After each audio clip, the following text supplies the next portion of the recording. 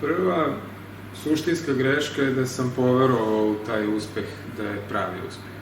Znači, to sam osvestio negde posle 30 godine, jer sam do 30 osvojio preko 150 nagrada i bio sam u svim novinama, na svim televizijama. Ljudi su počeli da se zanimaju za moj privatni život, a ne samo za poslovni. Dakle, to je kraj 90-ih, pred samo bombardovanje, ja tad punim 30 godina i shvatam da sam potpuno poverovao u tu javnu personu o sebi. To je velika greška, ali to se na toj grešci najbolje i nauči.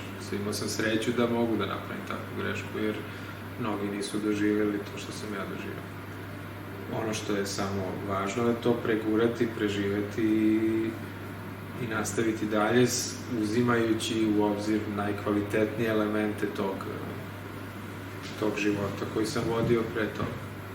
I tu je bio baš ozbiljan rez, jer sam tada posle bombardovanja Beograda 99. otišao u Sloveniju da živim i tamo sam ostao 10 godina i tamo sam u stvari naučio mnogo više o samom poslu, mnogo više o tržištu, mnogo više sam se posvetio nekim međuljudskim odnosima, drugim ljudima, mnogo više nego ikad ovde u Beogradu.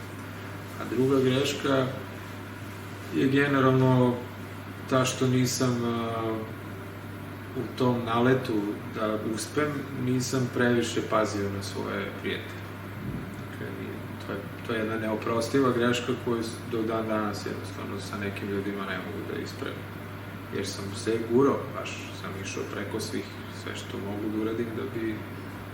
Mislim, to zvuči traumatičnije nego što stvarno jeste, ali to je jedna primisao koja zna da upropasti dan, što bi rekli. Ja sam sad tih par ljudi s kojima sam imao takvo iskustvo, sam ostao super i prijatelji, oni su to sve zaboravili, ali ja sam jednostavno ih preskočio par puta u poslu. Jednostavno sam rizikovao naše prijateljstvo zato što sam mislio da je moj rad bolji, recimo, od njihovog, pa sam išao tamo preko njih da kažem da sam bolji i da bolje mene uzmu nego od njih.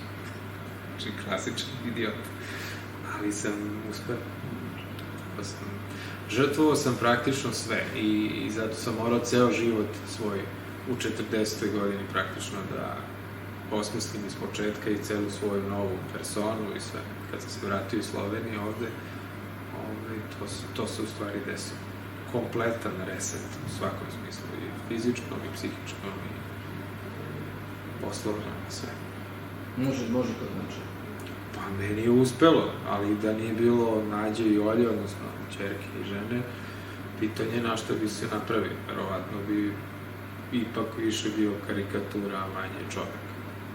Stvarno, mislim, bez tog uzemljenja ja bi bio tako lutajući satelitima. Da, mislim je malo sličan problem prošle godine sa drugarima, pa onako. To prođe sve, samo ti zapamtiš, znaš, svako od nas zna kada je ispod bez veze. Da. I samo je pitanje kako ćeš tim da se izdiluješ. Ja recimo mislim da je to bio deo mog tadašnjeg puta, životnog karaktera i iz toga sam puno naučio. Naravno da mi je žao, ali i nije to toliko strašno. I niko tu povređen, izgubio život ili ne daj Bože, tako nešto. Da, naravno sve to. Ali je to ostavilo traga na meni, u stvari mnogo većem nego na njemu, što je super. Jer to znači da sam imao materijala da se popravi. Na meni je ostavilo mnogo više traga. Ali nije teško pričati o tome? Mislim, onako malo, ne znam, neprijatno, ne znam što. Nije, bilo mi je pre. To, pošto kao neke... Nije mi sad, je to smešno, sad gledam to kao da sa Tibeta nekog. Ali u početku jeste, znači, onako malo kao... Naravno da jeste, moraš da priznaš da si Scott. Da priznaš, ali isto tako znaš zašto se uradi. I onda to vagaš ceo život posle.